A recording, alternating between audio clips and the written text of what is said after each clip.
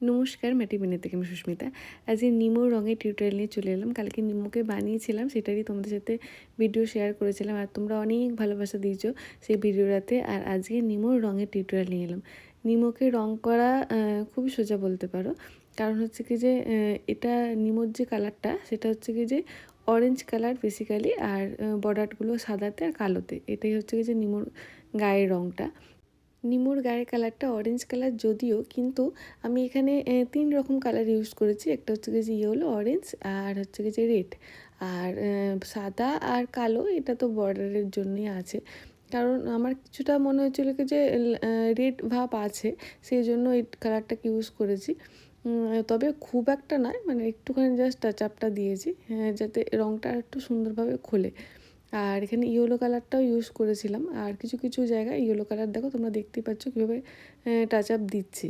রং জিনিসটা এমন যে অনেকটা পরিমাণে রং নিয়ে মোটেও কাজ করা যায় না, অল্প অল্প রং লাগে। আর হচ্ছে কি যে অনেকটা রং নিলে সেই রংটা প্রচণ্ড পরিমাণে মোটা হয়ে যায়। তাই জন্য অল্প অল্প পরিমাণে রং নিয়ে কাজ করতে হয়, আর জিনিসটা দেখতেও ভালো লাগে। দেখো এখানে নিমোর যে হোয়াইট কালারটা দিয়ে নিয়েছি, দিয়ে নেওয়ার পরে তো এখানে যে ব্ল্যাক কালারের যে বর্ডারটা সেরকমভাবে, মানে যেরকমভাবে আছে নিমো সেরকমভাবে আমি বর্ডারটা ভালোভাবে দিয়ে নেবো। মানে এখানে যে পাখনাগুলো আছে সেগুলোতেও কালো কালারের বর্ডার লেগেছে। সব জায়গাতে ভালোভাবে এই বর্ডারটা, কালো কালারের বর্ডারটা দিয়ে নিতে হবে, কিন্তু খুবই ধীরে সুস্থে। এখানে মনে হচ্ছে না আমি খুব তাড়াতাড়ি তাড়াতাড়ি করে করেছি, মোটেও না। এটা ভিডিওটা অনেকটা বড় হয়ে যেত, তাই টাইমার বাড়িয়ে এটা করা। খুবই ধৈর্য সহকারে কাজটা করতে হবে। দেখো আমার নিমো পুরো তৈরি।